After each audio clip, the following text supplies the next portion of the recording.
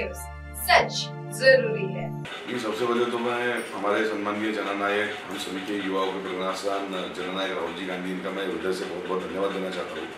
और सभी मध्य नागपुर के सम्माननीय मतदाताओं की ओर से भी मैं उनको बहुत बहुत धन्यवाद देना चाहता हूँ, क्योंकि जो विश्वास उन्होंने मुझ पर 2019 में रखा था वही विश्वास फिर से उन्होंने मुझ पर 2024 पर रखा। और सभी मैं सम्माननीय मतदाताओं का मैं बहुत बहुत आभारी हूँ, क्योंकि उन्होंने एक प्रकार से अभी कांग्रेस पार्टी में हमारे सर्वे होने के बाद में राहुल जी की टीम, दिल्ली की जो टीम थी, ये सर्वे महाराष्ट्र के 288 विधानसभा में सर्वे किए गए। तो मध्य नागपुर 55 में भी जो सर्वे हुआ, तो सम्माननीय मध्य नागपुर की सभी जनता जनार्दन का मतदाताओं का मैं दिल से हृदय से आभारी इसलिए हूँ, क्योंकि उन्होंने उस सर्वे में जो है मुझे निश्चित रूप पर उस प्रथम श्रेणी में उन्होंने रखा था और वह सर्वे के कारण ही मुझे दोबारा जो है 2024 में महाविकास आघाड़ी के माध्यम से जो है मुझे उम्मीदवारी दी गई और उम्मीदवारी दी गई। क्या लगता है आपको कि आप अपनी इस उम्मीदवारी जो दी है इसमें आप बिल्कुल खरे उतरेंगे और आपको जन समर्थन मिलेगा? जी, मैं बस यही कहना चाहता हूँ कि जन समर्थन की अगर बात की जाए तो जिस प्रकार से सर्वे जो हुआ था, सर्वे में मध्य नागपुर के सम्मानीय मतदाताओं के घर घर जाकर जब सर्वे किया गया दिल्ली की टीम के द्वारा, तो जन समर्थन तो पहले ही मिल गया, क्योंकि वो सर्वे में उन्होंने जो प्रथम श्रेणी पर मुझ पर जो रखा था, और सम्मानीय मेरे साथ में और भी हमारे कांग्रेस पार्टी के प्रत्याशी उम्मीदवार थे जिन्होंने कांग्रेस पार्टी की टिकट मांगी थी, वो लोगों ने भी बहुत अच्छा काम जो है उनका है। बाकी 32 जो हमारे उम्मीदवार हमारे मध्य नागपुर में, एक मैं ये भी कहना चाहूँगा कि एक अलग सा उत्साह है, क्योंकि अलग सा उत्साह था इसलिए जो है 32 कांग्रेस के सम्मानीय हमारे कार्यकर्ताओं ने, नेताओं ने जो है पार्टी की टिकट यहाँ पर मध्य नागपुर 55 विधानसभा से मांगी थी, क्योंकि उन्हें लगता है कि पिछले 5 सालों में जो है संघर्ष सभी कांग्रेसियों ने यहाँ पर मिलकर किया है, युवा कांग्रेस ने यहाँ पर मिलकर किया हुआ है, गरीबों की हो, दलितों की हो, पीड़ितों की हो, सभी की आवाज़ अगर किसी ने अगर उठाने का अगर क्या काम अगर किया है तो जननायक राहुल जी गांधी के हम सभी सेनापतियों ने, हम सभी सिपाहियों ने हमने किया था। तो इसलिए एक उत्साह मध्य नागपुर की विधानसभा में है। जनता जनार्दन का इतना ही कहना है कि नहीं, इस बार जो है हमको कांग्रेस पार्टी को चुनकर लाना है, और जिस प्रकार से जो है सम्माननीय हमारे नेता राहुल जी गांधी इन्होंने मुझे एक बार फिर से जो टिकट दी, तो बहुत अच्छा समर्थन मुझे मिल रहा है। मैं पिछले 5 सालों से निरंतर हमारी इस विधानसभा में लगा हूँ, वो फिर जन गण मन यात्रा के माध्यम से रहे या गृहलक्ष्मी दर्शन यात्रा के माध्यम से रहे, अलग अलग विभाग में जो है हमने सैकड़ों शिविरों के माध्यम से हम जनता के बीच में गए, जनता के बीच का उनका समस्या का निराकरण किया। मूलभूत सुविधा से जो जनता हमारी वंचित है मध्य नागपुर की, वो मूलभूत सुविधा से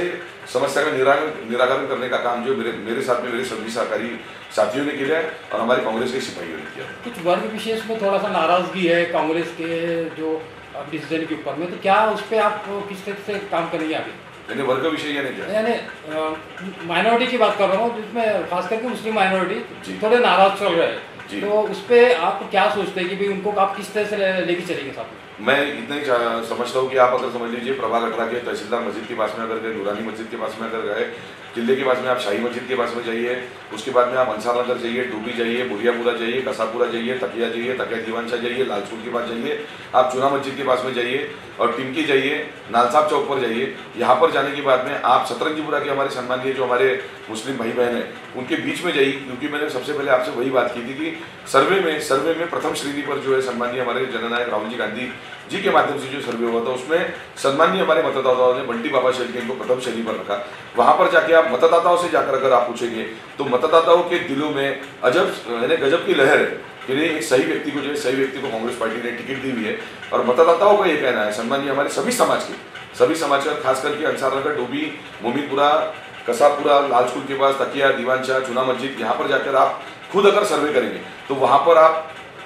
सामान्य नागरिक से पूछिए, तो सामान्य नागरिक का यही कहना है कि नहीं, बहुत अच्छे एक व्यक्ति को टिकट दी है जो 5 साल से निरंतर जो है लगा हुआ था, ऐसे व्यक्ति को टिकट दी है जो हमारी आवाज़ बनकर हमारे साथ में खड़ा रहता है, हमारी आवाज़ उठाता है, हमारे सुख दुख में हमारे साथ में। ऐसे व्यक्ति को जो टिकट दी हुई है तो हम लोग पूरी ताकत से हम लोग उसके साथ में रहेंगे। और उनका ये भी कहना है कि बेटा कुछ गलतियाँ हमारे कुछ लोगों से कुछ गलतियाँ हुई थी, लेकिन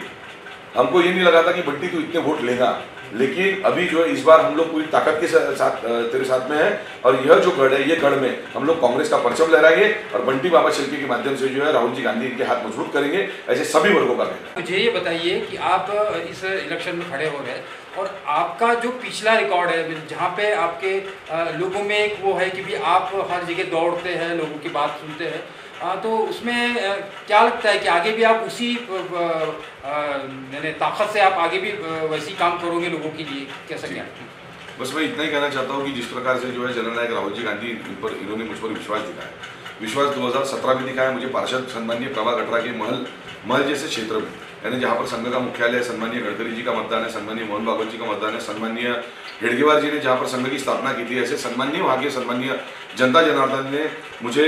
हजारों की तादाद में वहाँ पर मतदान देकर जो है वहाँ पर 30 साल के बाद में कांग्रेस पार्टी का परचम सम्मानीय नागरिकों ने वहाँ पर लहराया था। और रही बात ये, जो पार्टी ने मुझे जो टिकट दी हुई है, कोई भी मुझे फोन कर रहा है कि बंटी कर रहा है कि आपका कांग्रेचुलेशन, आपको अभिनंदन,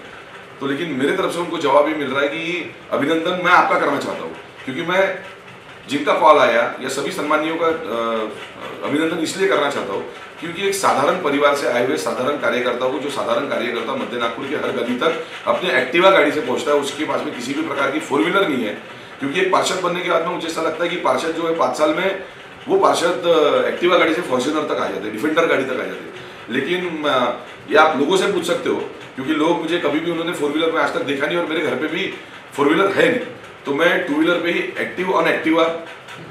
एक्टिवा में रहने में मैं बहुत खुश हूँ। और रही बात की विधायक बनना मैं चाहता हूँ, मैं ये समझता हूँ कि मैं भारतीय युवा कांग्रेस का राष्ट्रीय महासचिव हूँ,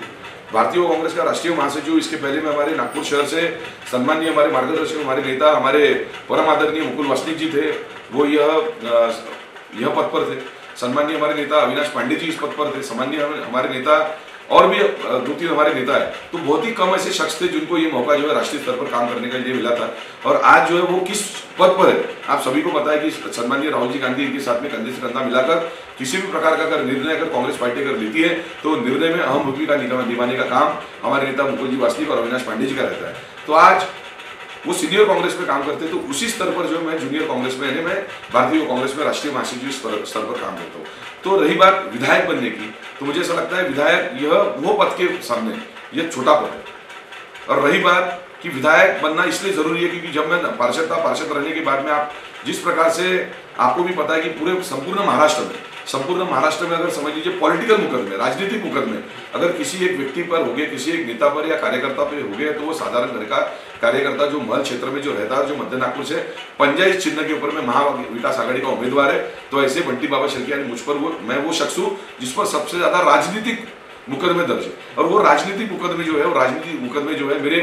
खुद की कोई लड़ाई नहीं थी, ये लड़ाई जो है सम्मानीय मध्य नागपुर के जनता जनार्दन की लड़ाई थी। वो लड़ाई जो थे आज यानी हर कोई समस्या का निराकरण करने के लिए हमने वो लड़ाई लड़ी। आज अपने कोविड का भी माहौल देखा कि महानगर पालिका के अंतर्गत आने वाले हमारे नागपुर शहर में 33 लाख मतदाता है, 1 लाख परिवार हर एक विभाग में, हर एक जोन में है, चाहे गांधीबाग जोन रहे, सतरंजीपुरा जोन रहे, धंतोली जोन रहे, आशीनगर जोन रहे, चाहे लकड़गंज का जोन रहे, चाहे हनुमान नगर का जोन रहे, चाहे लक्ष्मी नगर का जोन रहे, चाहे जूनी मंगलवारी का जोन रहे, तो 10 जोन, एक जोन में अगर 1 लाख अगर परिवार अगर रहते तो एक ही हैंड फॉगिंग मशीन है। चिकनगुनिया, डेंगू और मलेरिया से हमारा नागपुर शहर जो है ये पूरे देश में नहीं पूरे विश्व की राजधानी।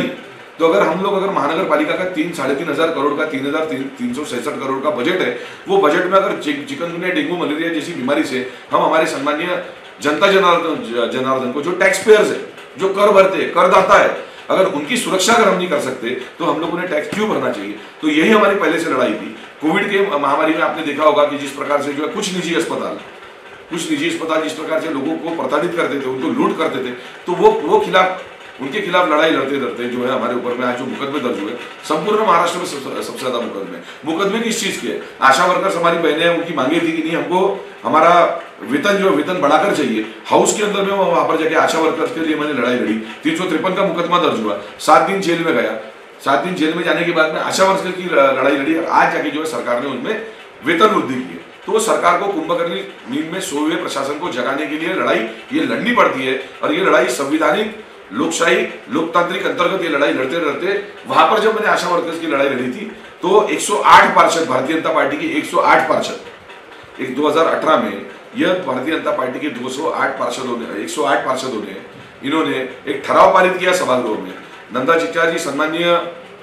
हमारी चाची नंदा चिटकार जी जो भारतीय जनता पार्टी के और जो मेयर थी उनके पास वो सुपुर्द किया, उनके माध्यम से देवेंद्र फडणवीस जी तब तत्कालीन जब मुख्यमंत्री थे, भूतकालीन मुख्यमंत्री थे, उनके पास में भेजा और सम्मानीय देश के इतिहास में पहली बार हुआ था कि किसी पार्षद को इस प्रकार से जो है उन्होंने निष्कासित किया था। तो निष्कासन क्यों हुआ? ये लोगों की लड़ाई लड़ते लड़ते हुआ। निष्कासन क्यों हुआ? कि सभागृह के सोए प्रशासन को जगाने के लिए घंटानाद में वहां पर बार बार करता था। निष्कासन क्यों हुआ? क्योंकि बार बार इनके खिलाफ में, इनके विचारों के खिलाफ में मैं वहां पर लड़ाई लड़ता था। निष्कासन क्यों हुआ? क्योंकि ये नागपुर शहर में इन्होंने ये नागपुर शहर की तिजोरी अपने लोगों की और खुद के नेताओं की, भारतीय जनता पार्टी के जो नेता है उन्होंने अपनी जेबें गर्म करने के लिए यह अपनी नागपुर की तिजोरी इन्होंने खा ली है, इसलिए वो निष्कासन हुआ था। तो इसलिए बस जनता आ रही है, हिटलर हो कुर्सी खाली। हाय हेलो नमस्कार, मैं हूं पंकज विष्णु और आप देख रहे हैं MNS न्यूज। आप देख रहे हैं MNS न्यूज, सच जरूर।